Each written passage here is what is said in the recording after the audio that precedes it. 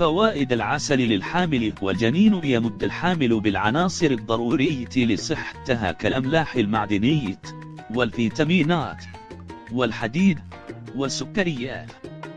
يقل من الشعور بالدوخة والتقيؤ والدوار والغثيان خاصة خلال الفترة الصباحية. يمنع الشعور بالحرقة والمغصة والآلام التي تحدث في المعدة أثناء فترة الحمل. يحمي من تسمي الحمل ويخلص الجسم من الميكروبات والجراثيم والمواد الضارة ويطهر الأمعاء. يقل الآلام، فهو مفيد جدا خلال فترة النفاس، وذلك لاحتوائه على مواد قاتلة للبكتيريا. يسهل عملية الولادة، وذلك من خلال مساعدته في انقباض عضلات الرحم خلال الأشهر الأخيرة من الحمل، وذلك لاحتوائه على مادة البروستاجلاندين التي تزيد من سرعة انقباض الرحم.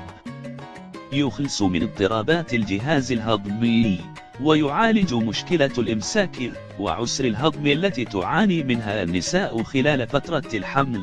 وينصح الخبراء الحامل بتناول ملعقة عسل كبيرة قبل العشاء وأخرى قبل الإفطار بساعة. يخلص من تقلصات العضلات المصاحبة للحمل والتي تسبب أوجاعا شديدة. يحمي من سكري الحمل، لذلك على الحامل أن تستبدل السكريات والحلويات الصناعية بعسل النحل الطبيعي. يعمل كمهدئ للأعصاب، ويساعد على النوم العميق والمريح، ويخلص من الأرق والتعب والإجهاد التي تعاني منه الحامل خلال هذه الفترة.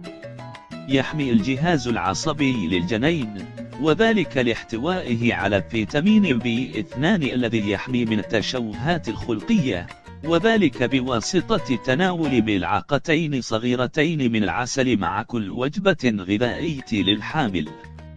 يحمي من التهابات الرحم، ويقوي الجدار الداخلي للأوردة والشرايين، فبالتالي يحمي من النزيف خلال الولادة. يغذي الجنين، ويمده بالعناصر الضرورية لنموه بشكل سليم.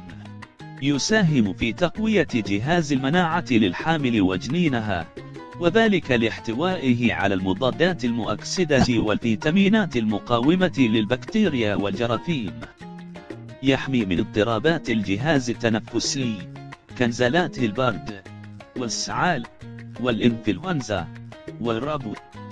يحسن من نمو عظام الجنين، ويحمي من خطر الإصابة بالكساح وترقي العظام، وذلك لاحتوائه على الفوسفور والكالسيوم، كما أنه يحافظ على ليونة الأنسجة ومرونتها، وعلى بقايا الكالسيوم في الجسم. يحمي من تساقط الشعر الذي تتعرض له الحامل بكثرة خلال فترة الحمل بسبب نقص الحديد والفيتامينات اللازمة وامتصاصها من قبل الجنين. ينقي البشرة، ويحميها من الحبوب والبثور والكلف والبقع التي تظهر خلال فترة الحمل بسبب حدوث تغيرات هرمونية في الجسم. يمد الجسم بالطاقة اللازمة، ويخلصه من الخمول والتعب. اقرأ المزيد على موضوع كومد.